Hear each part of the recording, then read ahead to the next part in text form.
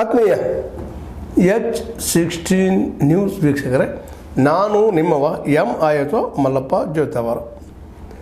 ಮಹೇಶ್ ಜೋಶಿ ಇಷ್ಟಂತ ಸಾಗರಿ ನಿಮಗೆ ಸಡನ್ನಾಗಿ ಹೌದು ಕನ್ನಡ ಸಾಹಿತ್ಯ ಪರಿಷತ್ತಿನ ಅಧ್ಯಕ್ಷರು, ಜೊತೆಗೆ ತಾವೊಬ್ಬರು ಉಳಿಬೇಕು, ಉಳಿದವರು ತಮ್ಮ ಕೈಯಲ್ಲಿ ಅಡಿಯಾಳ ಆಗಿರಬೇಕು ಅನ್ನೋಂಥ ಮನೋಭಾವದ ಮನೋವೃತ್ತಿಯ ವ್ಯಕ್ತಿ ಅಂತ ಈಗಾಗಲೇ ಬಿಂಬನೆ ಆಗಿರೋ ಸಾಹಿತಿಗಳಲ್ಲೇ. ಆದರೂ ಇಷ್ಟರಲ್ಲೇ ಇನ್ನೂ ಜೋರ್ದಾರಂಥ ವಿರೋಧ ಇವ್ರ ವಿರುದ್ಧವಾಗಿ ಆಗಬೇಕಾಗಿತ್ತೇನೋ. ಯಾಕಂದರೆ ಜಿಲ್ಲಾ ಮಟ್ಟದ ಅಧ್ಯಕ್ಷ ಸಹಿತ ಇವರು ನೇಮಕ ಮಾಡೋರು, ತಾಲೂಕು ಮಟ್ಟದ ಇವರೇ ಮಾಡೋರು, ಮತ್ತು ಸ್ವತಃ ನಾಳೆ ನಾವಪ್ಪ ನಮ್ಮ ಅಧ್ಯಕ್ಷ ಸ್ಥಾನ ಆಯ್ಕೆ ಮಾಡ್ಕೊಳ್ತೀವಿ ಅಂತೇಳಿ ತಿದ್ದುಪಡಿ ತಂದ್ರೆ ಬಯಲಾಕ ಯಾರು ಕೇಳೋರಿದ್ದಾರೆ ಅಂತೇಳಿ ಈಗಾಗಲೇ ಸಾಹಿತಿಗಳೆಲ್ಲ ಮಾತಾಡ್ತಾ ಇದ್ದಾರೆ, ಅಲ್ಲೆಲ್ಲ ಮಾತಾಡ್ತಾ ಇದ್ದಾರೆ. ಅದರಲ್ಲೂ ವಿಶೇಷವಾಗಿ ಕನ್ನಡ ನಾಡು ನುಡಿ ಜಾಗೃತಿ ಸಮಿತಿ ಅಂತ ಒಂದು ಮಾಡ್ಕೊಂಡಿದ್ದಾರೆ.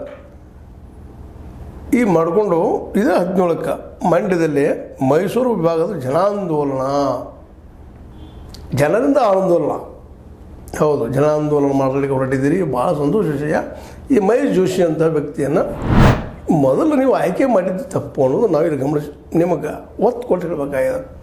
ಯಾಕಂದ್ರೆ ಪಾಪ ವ್ಯಾಪಾರಿ ವರ್ಗದಿಂದ ಬಂದಂಥವರು ಅಥವಾ ಮತ್ತೇನು ಇದ್ದಾರೆ ಅವರು, ಇಲ್ಲಿ ಅವ್ರೇನಪ್ಪ ದೊಡ್ಡ ಸಾಹಿತ್ಯನೂ ಅಲ್ಲ, ಸಾಹಿತ್ಯ ಬಗ್ಗೆ ಅಭ್ಯಾಸಕರು ಅಲ್ಲ, ಇಂಥವ್ರು ಅನೇಕ ಬಂದು ಹೋಗಿದ್ದಾರೆ. ಆ ಮಾತ್ರ ಇಲ್ಲಿವರೆಗೆ ಇಲ್ಲಿವರೆಗೆ ಅನೇಕ ಅಧಿಕಾರಿಗಳು ಸಹಿತ ಬಂದು ಹೋಗಿದ್ದಾರೆ.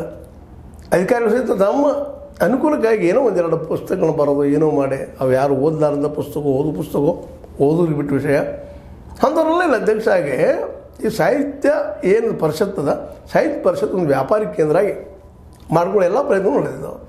ಆ್ಯಕ್ಚುಲಿ ಇದು ಮೂಲತಃ ಕೇವಲ ಸಾಹಿತಿಗಳ ಮಾತ್ರ ಇದರ ಅಧ್ಯಕ್ಷ ಆಗ್ಬೋದು ಮಾಡಿದ್ರೆ ಅಥವಾ ಅದನ್ನು ಸಂಪ್ರದಾಯ ಬೆಳೆಸ್ಕೊಂಡು ಬಂದಿದ್ರೆ ನಿಶ್ಚಿತವಾಗಿಯೂ ಇವತ್ತು ಸಾಹಿತ್ಯ ಪರಿಸ್ಥಿತಿಗಿಂತ ದುಸ್ಥಿತಿ ಬರ್ತಿರಲಿಲ್ಲೇನೋ.